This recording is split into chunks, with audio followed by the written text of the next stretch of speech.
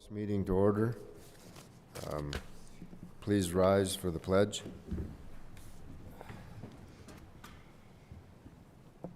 I pledge allegiance to the flag of the United States of America and to the republic which stands one nation under God, indivisible, with liberty and justice for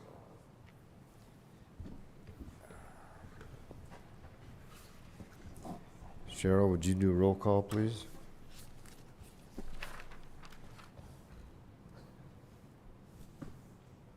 Bright, Yes. Waldron, Yes. Howe, Yes. Remy. Yes. Let's see, then I'd entertain a motion to approve the agenda. So moved. Is there a second? Second. Got a motion and a second. Any discussion? And let's proceed to vote. Bright, Yes. Waldron, Yes. Tao, Yes. Remy. Yes. First item of business is a chair and a vice chair for 2025. I'd like to make a motion, Mr. Chair. Go ahead. I'd make a motion to appoint yourself as chair and Emily Waldron as vice chair of the Planning and Zoning Commission for 2025. We've got a motion. Is there a second? I second. Motion and a second. Any discussion? Emily, are you willing to do that? Okay, I guess I'd be willing to continue for another year anyway. Then let's proceed to vote. Bright, Yes. Waldron, Yes. Tao, Yes. Remy. Yes. Next item, our minutes from both the November and December meeting. I believe last time we must have voted on October, is that right? Okay.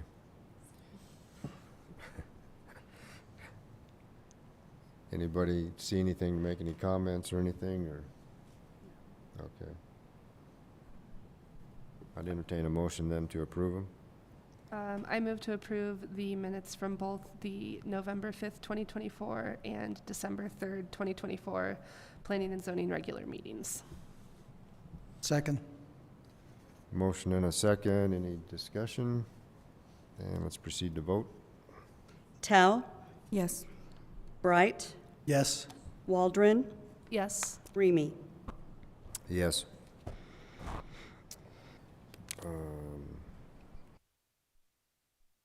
I guess our one motion already took care of B under their appointment.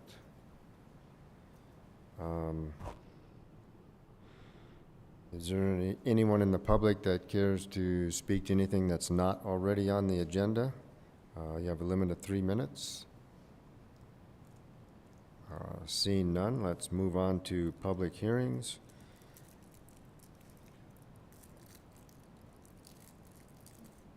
Nancy, are you going to highlight us on this? Yes. Okay. Yes. Okay, let's pull it up. So the request here in front of you tonight is a site plan for 422 East 3rd Street, submitted by Housing Solutions for the Southwest. The proposal is for 4 attached residential units. Property zone neighborhood business. Applicants are requesting the affordable housing which would allow 4 units rather than the 3 that are permitted without the bonus.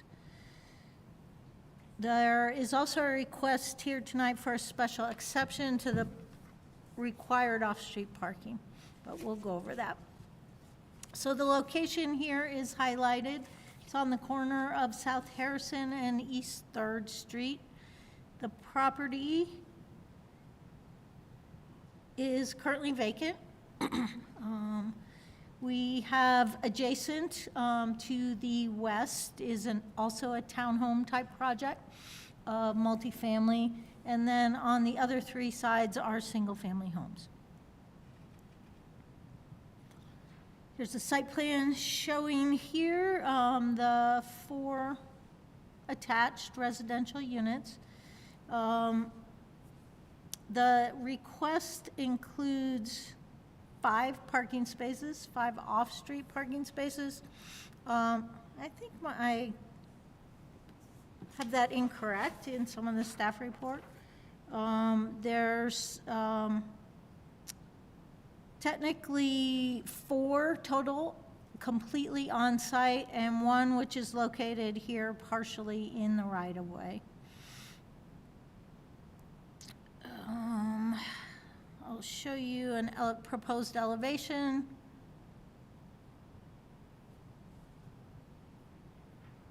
The floor plans, so 4 units with a floor plan. I don't know that we need to go into that. The site, as I said, it's zone neighborhood business. Multifamily is allowed. The maximum allowed density right now would be a total of 3 units. Because Housing Solution is proposing that these units be affordable, they're eligible for the density bonus that would bring it up to 4 units, which is what they're requesting. The property is 0.24 acres, so just under a quarter acre, which allows you to, if you recall, the Planning Commission can approve the site plan here tonight. I've given you some other options because of some of the complications, but if a property is on, if a proposal is on less than a quarter acre, those site plans can stop right with the Planning Commission. So you guys have the authority to approve, deny, or continue tonight. But you also have the ability, if you wish, to forward it on to the City Council. Let's see, over, just to give you some idea of densities and kind of what they look like and mean. Oh, I didn't give you a good map. We do have the adjacent property to here is a townhome property that's developed at approximately 12 units to the acre. A little bit to the north in this area here is another multifamily project, which is developed at 18 units to the acre. This proposal with the density bonus is proposed at approximately 16 units to the acre. So within the block, it's kind of landing right in the middle there of the multifamily density range. When we get to development standards, the project does meet all of the development standards for neighborhood business, with the neighborhood business zone requirement with affordable project being 2,000 square feet per unit. They're proposing 2,613 square feet per unit. It is a tight site and a tight development. The front yard requirement is 20 feet, and they're proposing 20 feet. And then they'll be right on the other side yard setbacks and rear yard of 7 feet. They are significantly under the maximum lot coverage of 50 feet, though, coming in at 38 feet. 38%.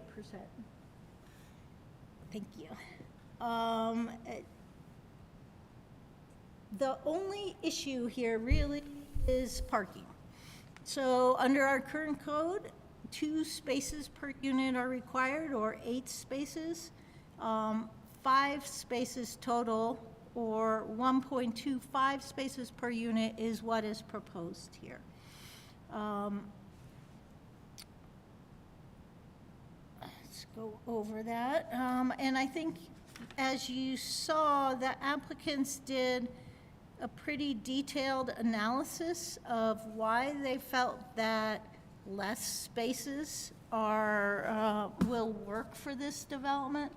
So I kind of gave you this little bit of analysis in that right now, 8 spaces are required, and that's off-street spaces. The proposed code, our new code, requires 1.5 space per unit, or a total of 6 spaces, so they'd be 1 short under the new code. But the new code allows for a parking study to show if why you might, they feel that fewer spaces might be appropriate for development. Under our current code, you're required to look at what is called a special exception. So similar to a variance, a special exception to the parking is requested here tonight. And I've got this wrong. The proposal is for 5 on-street, 4 full spaces on-street, off-street, with 1 that's partially in the right-of-way. I just want to show you some of the analysis that their engineer did on the parking, showing the available on-street parking. This analysis was showing that 8 spaces are available on the street, and they were showing 1 with only 1 provided off-street for the handicap. They also kind of wanted to show that it's possible to put all the spaces on site if you wanted, but when you do that with this example here, you basically eliminate the on-street parking on East 3rd. So in effect, they're showing that they feel like there's less spaces in the area because of the not having on-street spaces. And, you know, really it's a less pleasant living environment for the residents to have the parking right in front of them. You also have people backing out onto East 3rd with that arrangement here. And then they gave another option of, okay, we don't want to let them back up, we'll provide some backing. This doesn't really work because you can't turn to back up out of these spaces. And then it also cuts into the on-street parking. So we've got two things to consider here tonight. The first is whether or not to grant a special exception for the parking. And then the second is the site plan. If you grant the special exception for the parking, they do meet all the other criteria for a site plan, and in fact exceed our landscaping requirements quite nicely. The criteria, though, for a special exception are pretty tough. They're similar to variance criteria in that I've got them up there for you, so I'm not going to read them through, but they are supposed to look at if there are unique physical circumstances on the property, unusual conditions or circumstances that don't exist only on this property and not throughout the neighborhood, that it's a hardship to develop with the existing code,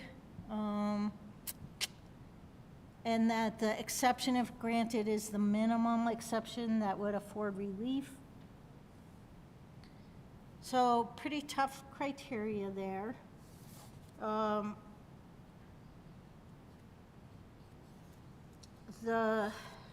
want to go over the discussion a little bit.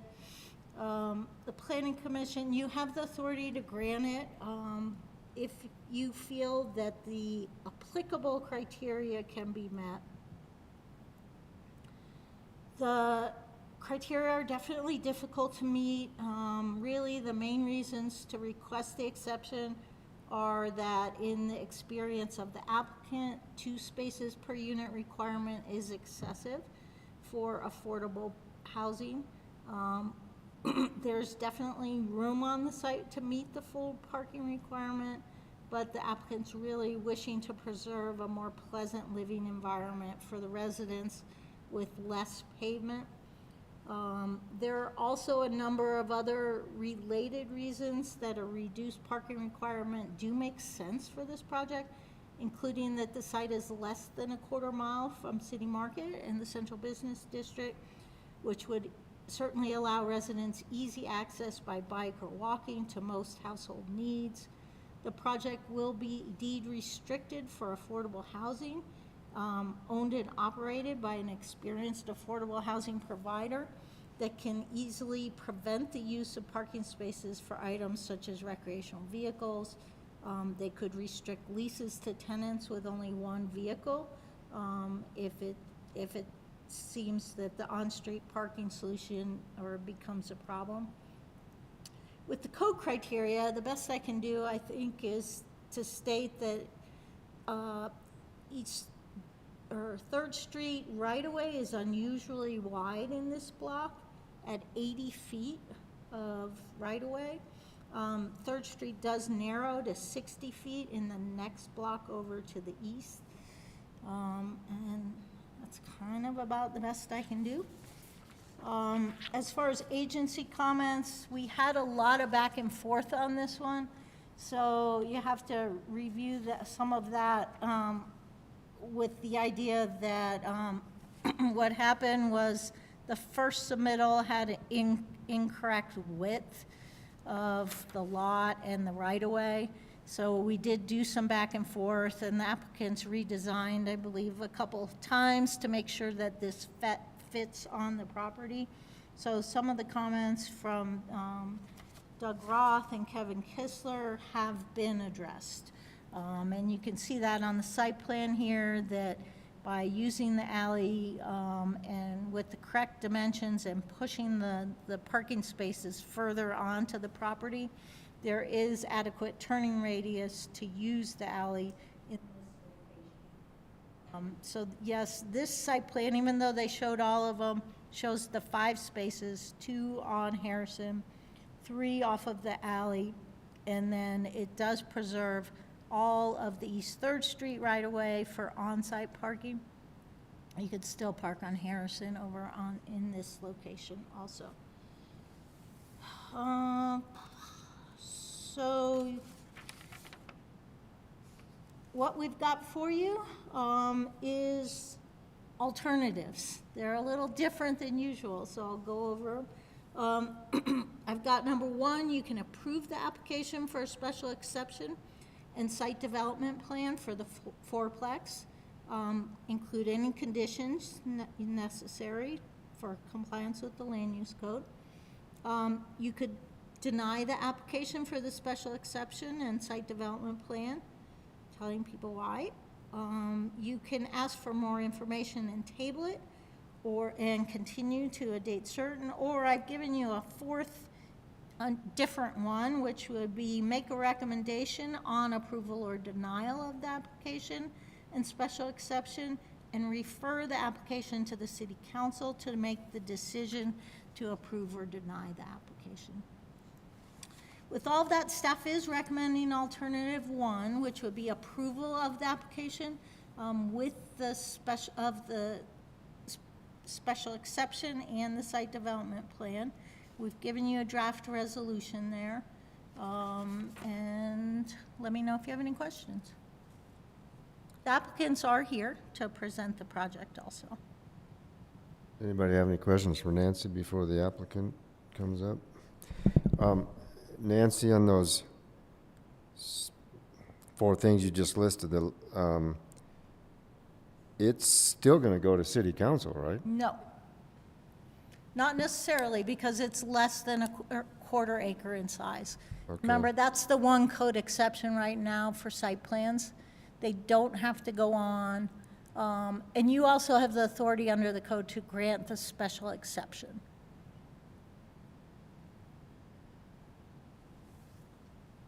And where was this advertised at for the public hearing tonight? Cheryl? Where did we advertise that for the public hearing? The newspaper under public notice, and neighbors were issued letters, and then we advertised on the doors. And did any neighbors submit any letters? Uh-huh. Okay.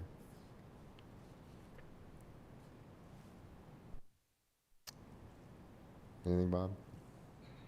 Any? Okay. Then would the applicant please step up and make sure the mic is on. You got to push the very front of the green light should come on. All right. No, not. Green lights on the, yeah, great. Thanks so much. My name is Dean Brookie Architecture and Planning, representing Housing Solutions of the Southwest for this project. And thank you, commissioners, and Nancy for that introduction. And for starters, I would say we're in total agreement with the conditions you've attached for the conditions of approval. But if I think, as Nancy mentioned, the biggest issue is the parking. I do an awful lot of affordable housing projects, usually tax credit housing projects through CHAFA, Colorado Housing Finance Authority, that kind of thing. And what we've encountered in most communities is that there is a reduction of parking requirements. At least we've been used to asking for that of you folks, given the fact that these folks typically don't have 2 cars and a number of kids. These are about 1,000 square feet per unit, and so they're not large units, and they are deed restricted to affordable folks. So they're income qualified folks. Usually, what we've found is that they do have 1 car, and it's a family working, both parents in 1 car. That's particularly great for this particular property because it's downtown, close to the banks, close to restaurants, bars, and all that good stuff that people enjoy in the community, as well as schools. So that's why we arrived at this solution. I think the most telling solution as to why we arrived at the site plan you were presented with was one of the alternatives that Nancy presented to you, where you can see that the city does own a very large right-of-way along 3rd Street there. It's a 30-foot right-of-way. So if we're trying to park all our cars on the property within the property boundary, that means we've got to drive 30 feet off of 3rd Street onto to gain access to the actual property. So in any case, we're encountering a whole bunch of concrete. Not only is it paid, it's a costly expense, but it's also an ugly kind of thing that is an access to gain access to that property, given the fact that you have to back out of 6 spaces along there would be 6 concrete parking spaces or asphalt concrete parking spaces, but also 30 feet directly attached in back of them. So it's like a large tandem parking place. And my fear is it would become a tandem parking space in that case, because if the concrete's there, you're going to park on it, and they would in fact be parking on city property in that right of way. So what we've gone to is let's get them off the alley. We've got 3 spaces off the alley, and off of Harrison we've got 2 spaces, including 1 handicap space. And in our opinion, 1 space per unit plus a guest space has been adequate to serve the projects that Kim Welty is the development director for Housing Solutions of the Southwest, and she can speak to the number of parking spaces they typically if they've had any issues with the limited amount of parking that they've provided in the past, that kind of thing, and how they've monitored that if it ever did become a problem in Cortez. So with that, we're excited about bringing another affordable housing project to Durango, deed restricted, to Cortez. Sorry for that faux pas. We don't let that happen very often over here. But excited about adding to affordable housing stock. Again, it's tax credit, usually tax credit financed housing, and it's really the best avenue to provide truly affordable housing projects in a community. So we're excited about that. Other than that, I'd be happy to entertain any questions. Anybody? Okay. Yeah, in the staff report, the housing specialist is talking about the fact that maybe the project isn't fully funded and you might reduce it from 4 units to 3. Can you speak to that a little bit? I'll let Kim, if I can pass the mic over to Kim Welty. She's the development director and better prepared to answer that question. I'm not sure about what you just read in the staff report about it not being fully funded. We, depending on the decisions that are made here tonight, if we weren't approved, then we would have to think about downsizing the project. But it has nothing to do with the funding, right? So what we typically do, this isn't actually a tax credit project, but once I have a shovel-ready project, I start shopping with funders. And so I look at state sources and other private entities like Enterprise and other streams of funding for small projects. Like recently we had Proposition 123 came out, and there was a lot of money, even though that's kind of exhausted now in the ARPA funds. We kind of missed that series of funding. But yeah, so it will be fully funded. Yeah, and so we are looking at this to be like workforce housing for the guidelines in the code are up to 140% of median, which I think will suit a lot of our, teachers and that population that we're trying to serve that won't qualify for the low-income stuff, right? But yet they can't quite afford the standard or the going rates around here now. So that's our target population. Anybody else? Any questions? Are these 2-bedroom, 2-bath, 2-bedroom, 1-bath? I forget. It's 2-bedroom, bath and a half, essentially, bath and 3/4. And is the anticipation that they will be sold as townhomes or rentals?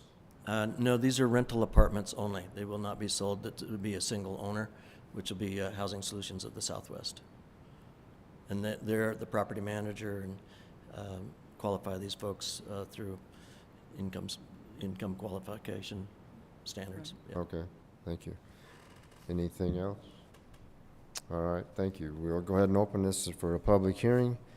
Anybody willing to speak for, wanting to speak for or against, please go to the microphone, state your name so we can get it recorded. Seeing none, we'll close the public hearing. And what are the wishes of the commission?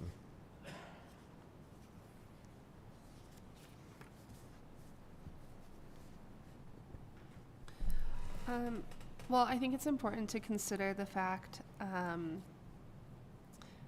that looking at our soon-to-be new code, that they're really only one parking space short of being in compliance. And so it doesn't feel like a huge exception to grant.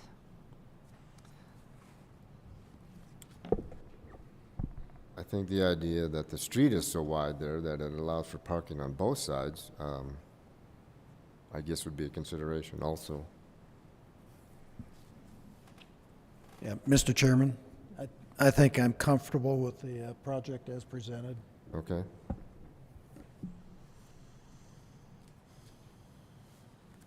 Guess I would entertain a motion of sorts.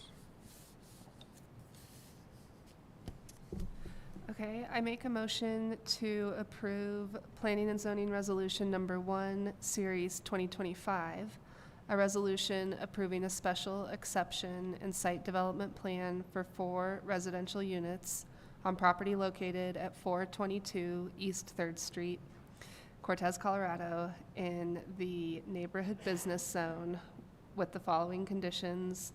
1, all requirements of utility providers, city departments, CDOT, and affected districts must be satisfied as outlined in adopted city codes and other regulatory documents.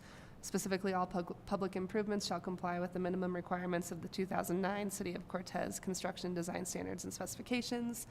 Number 2, the appropriate construction drawings and reports for the project, revised as required by the city engineer, shall be signed and stamped by a Colorado licensed architect or engineer and must be approved by the building official and city engineer, and a building permit obtained prior to any construction on the property. And 3, prior to issuance of a certificate of occupancy, the applicant's engineer shall certify that all improvements were constructed in conformance with the approved plans. I second the motion. Got a motion and a second. Is there any further discussion? Then let's proceed to vote. Waldron, Yes. Howe, Yes. Bright, Yes. Remy. Yes, motion passes.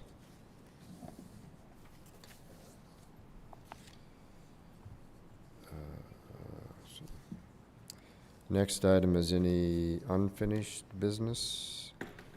Have we had any applicants for commissioner? Okay, No, we have not. So if you know anybody, please encourage them to send in an application. okay. It's really fun.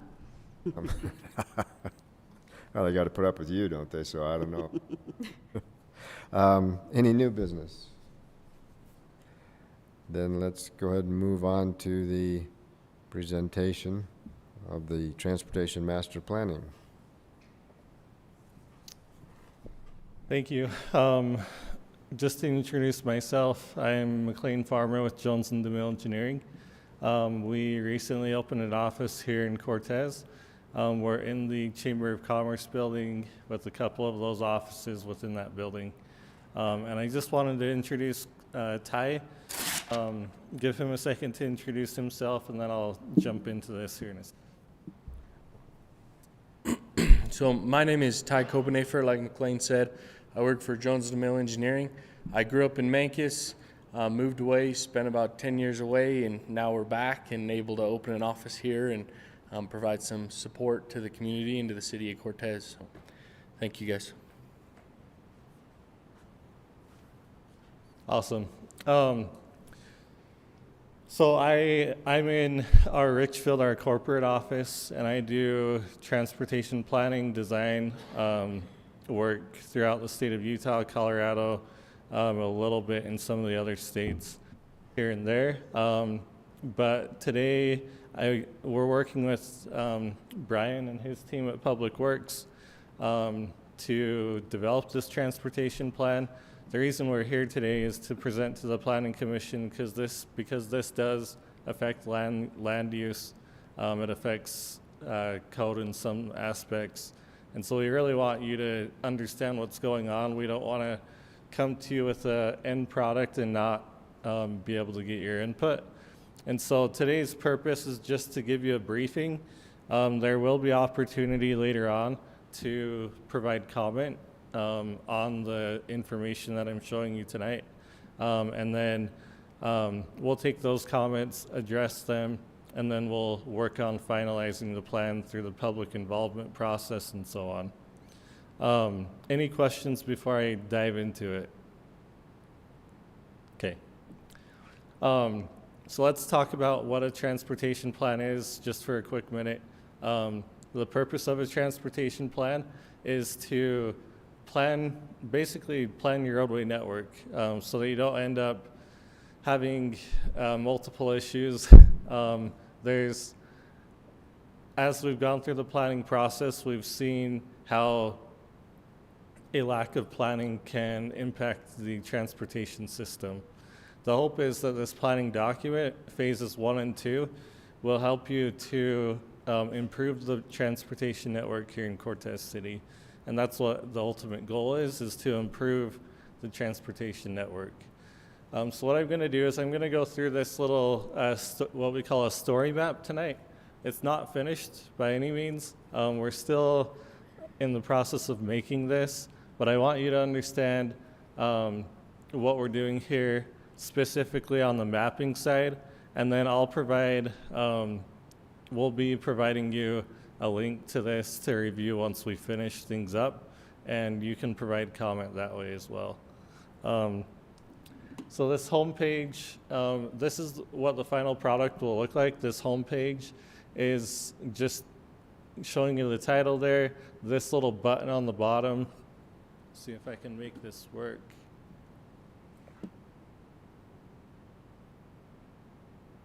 Okay, so that little button on the bottom, that will link to the report when we have it finished and uploaded. The project overview is not ready yet, so I'm going to skip that tab. That's just going to give you some general information about Cortez City, about the transportation plan, and why we did it. this socioeconomic data page has not been developed yet either. Like I said, I'll focus mostly on the mapping piece today, but that'll show you socioeconomic data. We had a meeting today where we discussed updating that socioeconomic data with not census data, but some other data that's more up to date. So we'll be updating that and publishing that.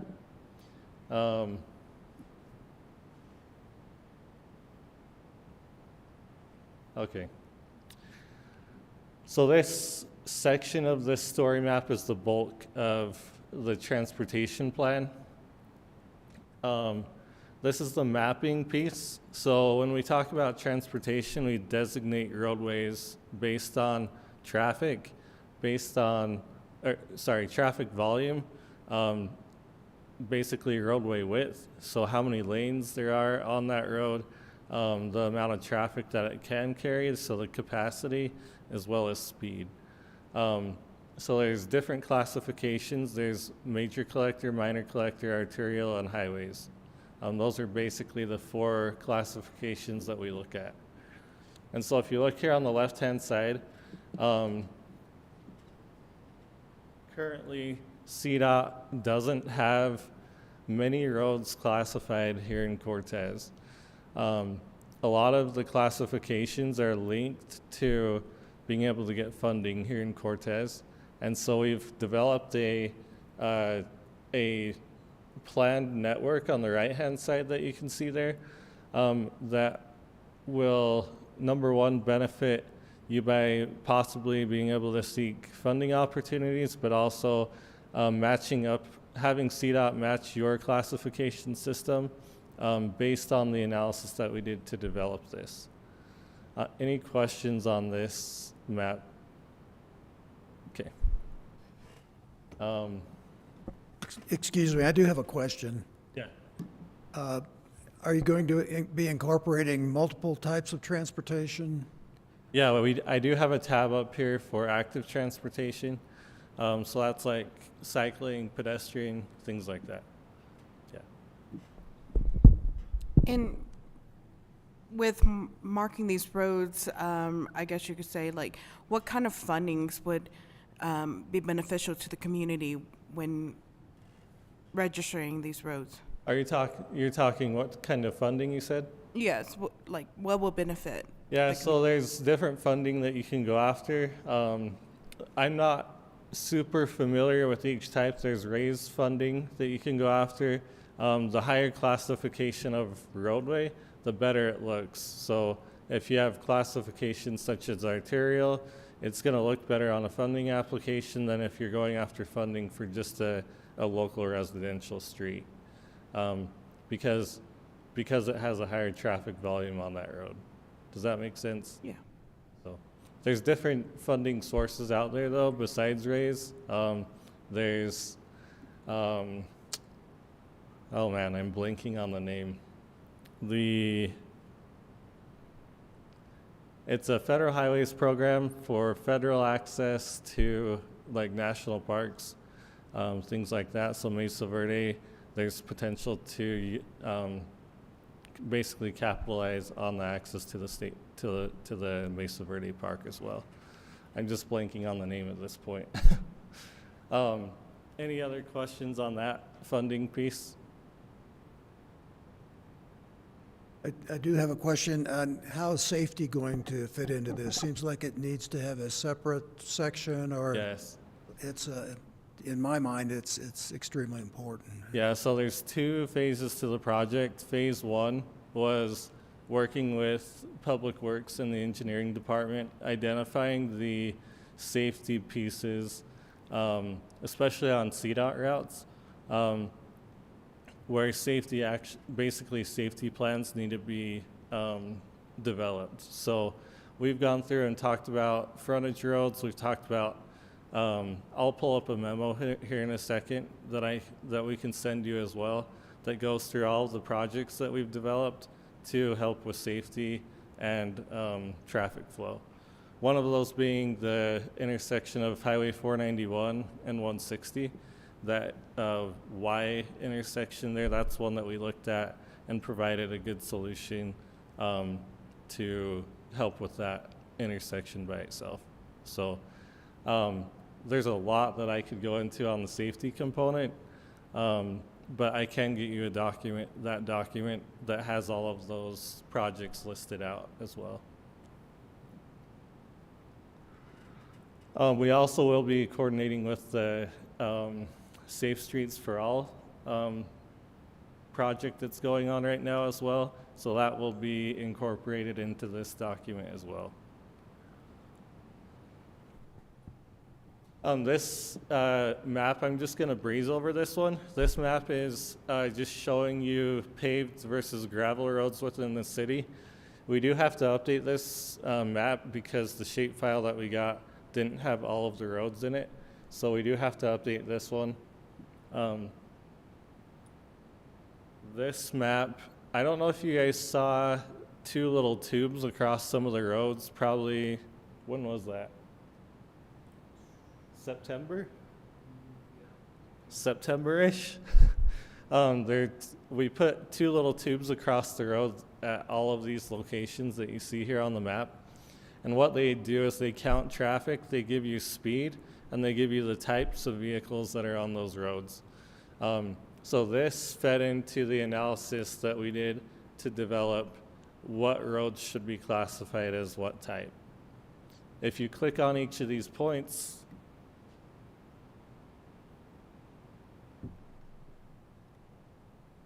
it pulls up the traffic volume, the classification, and average speed, and then 85th percentile speed. That's showing you the type of traffic as well. Can you see that? It's kind Not from this angle, but yeah. almost over there.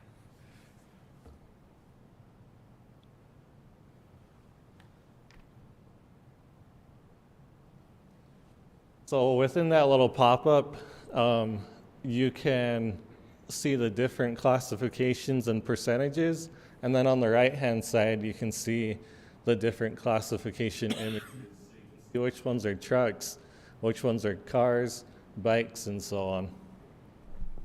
How did you guys choose which areas you put those on? We chose the roads that we felt like we needed to, the major arteries within the city that we needed to determine classifications on. Okay, so it doesn't look like, at least from as far away as I am on the map, like you had any measurements taken on Empire. And I guess I'm wondering why that wasn't considered like a major. Yeah, so Empire has one there, Okay, and then I think there's one on this end as well. By Mountain Range Fitness, we did one. okay.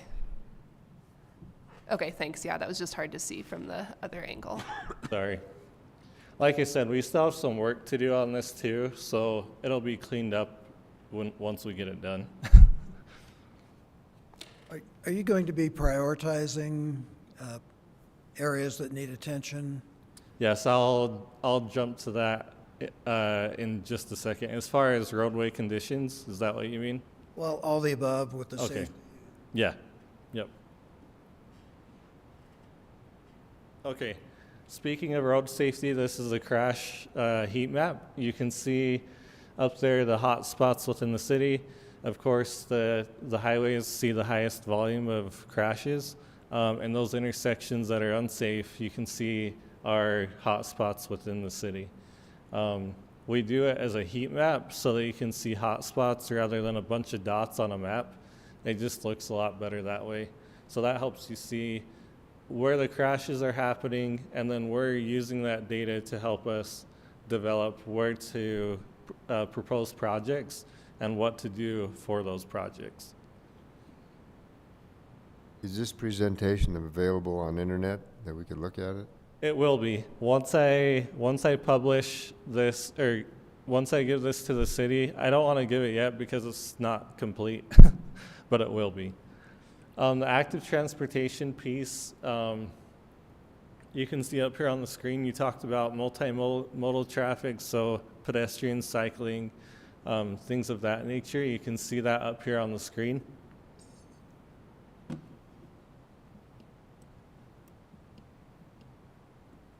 So the solid lines are existing facilities. The dotted lines are proposed. The blue are existing bike lane facilities. The orange are existing multi-use paths, and the yellow are existing unpaved trails. And so the dotted lines, the same colors correspond with the same type of facilities. So the dotted blue are the lanes, the dotted orange are the paths, and the dotted pink, is that? Nope. Purple are proposed sidewalks. So you can see we've got a lot of proposed lines in there. You've done a good job at developing within the city. You have a lot of multimodal types of facilities, but these plans show additional ones based on working with Public Works, talking through it with them. Any questions on the multi-use? Okay.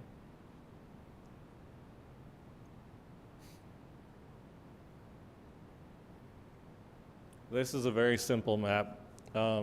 We just put it in here so it's more of an asset inventory, so you know what bridges you guys have within the city. That's a pretty simple map, not much to discuss on that one. This next tab, I don't have developed yet. It's a transportation improvement plan. This is where we have 2 phases of the project.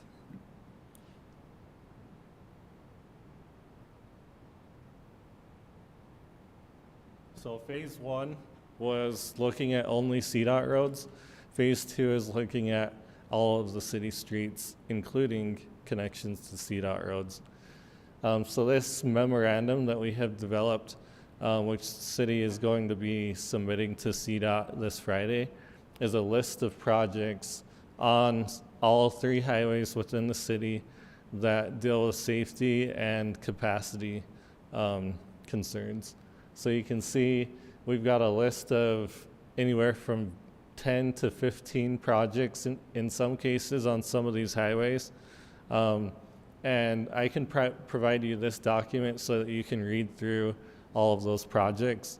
In the end, this will be digitized with all of the descriptions in the map itself. Are you just looking at present conditions in terms of traffic volumes? Or are you doing any projections and future needs? Yeah, we have a growth factor associated with it. So we've looked at growth or traffic growth over time and developed a growth factor and applied that while we're looking at this as well.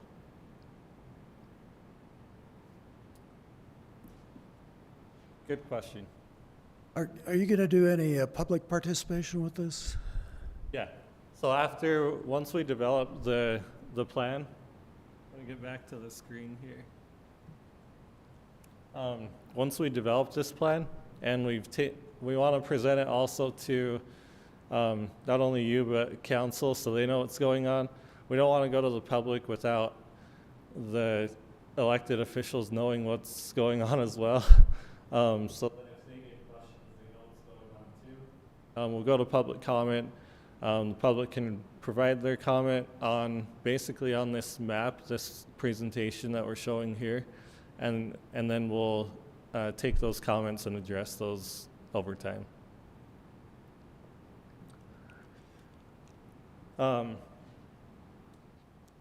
Speaking of conditions of roads, I know you mentioned that once before. We actually did a pavement assessment of every street. You can see the heat map up here, and we did this using AI, so this is not myself or Ty or somebody else going out and assessing the roads. We used the camera-based system that takes a picture every 10 feet and then analyzes each image for the pavement condition in that segment. The reason for that is we want to provide an unbiased analysis to the city of the current condition of roads within Cortez City. Does that include residential streets? Yes. Yep. So if you look up here on the map, I'm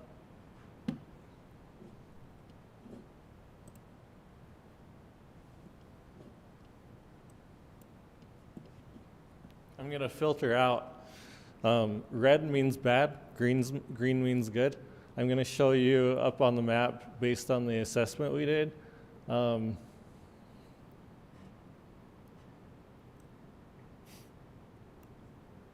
Those are all of your fair to poor condition roads that you can see up on the screen. And if I can't navigate on that screen. Come on.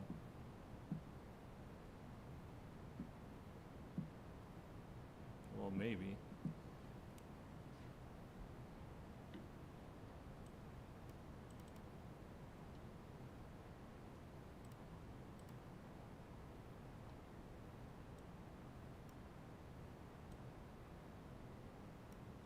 And those are your good condition roads that you can see on the screen. So this is a rating system 1 to 5, 5 being the worst, 1 being the best. The overall system score is 3.39, or sorry, 3.29. So you're a little, basically the life of your roads is a little less than average. And so there's a lot of work to be done on the roads within the city. And we've gone through and have planned accordingly based on the condition of the roads, what type of treatment should be done on each street. Okay, so you come up with recommendations? Correct. Yep. So that'll be part of that transportation improvement plan is, okay, when should you do certain projects and lump those projects in bigger projects so that you get the biggest value for the dollars you're spending.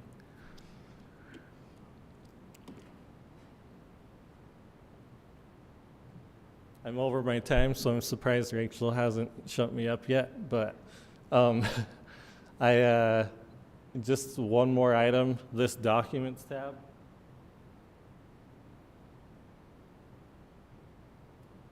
We'll have all of the documents for this report. The report's an 80, almost 90-page long report that'll be housed in this website.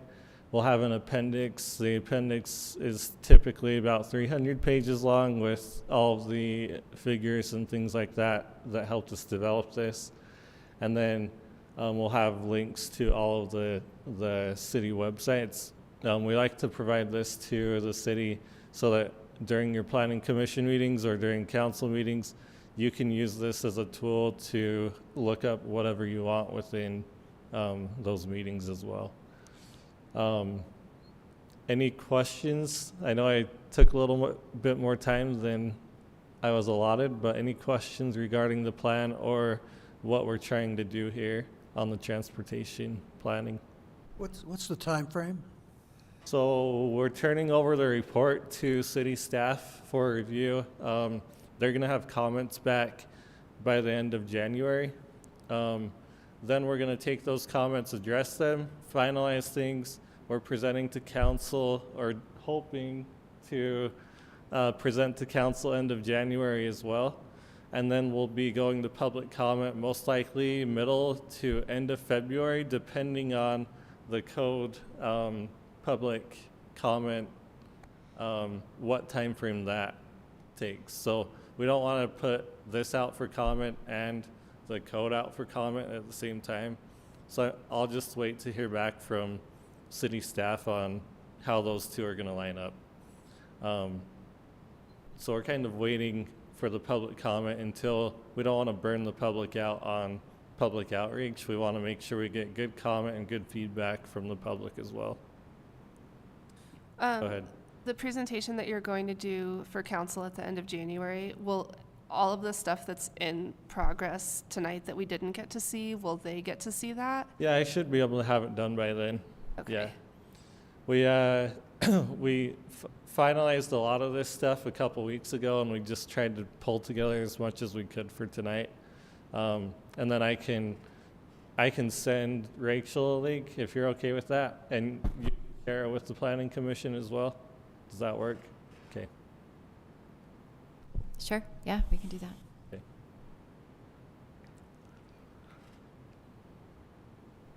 Any other thoughts, questions, concerns about transportation that you want to talk about or make sure that we take into account? Where does the funding come from for this project? Is that raise? Is this part of the raise? Okay. Public Works.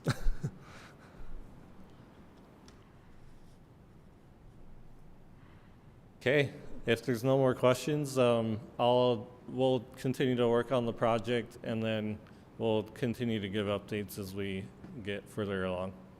Okay, thank you. Thank you.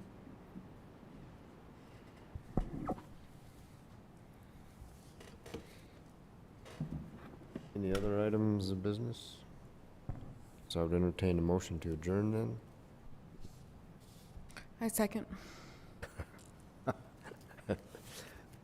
Who made the motion? Nobody Oh, yet. I thought you said you made the motion, I sorry. said I would entertain one. I'll make a motion to adjourn. Now can I say a Yeah. second? No, you can't. Nina seconded. Let's vote. Waldron? Yes. Wright, Yes. Howe, Yes. Remy. Yes. Meeting adjourned.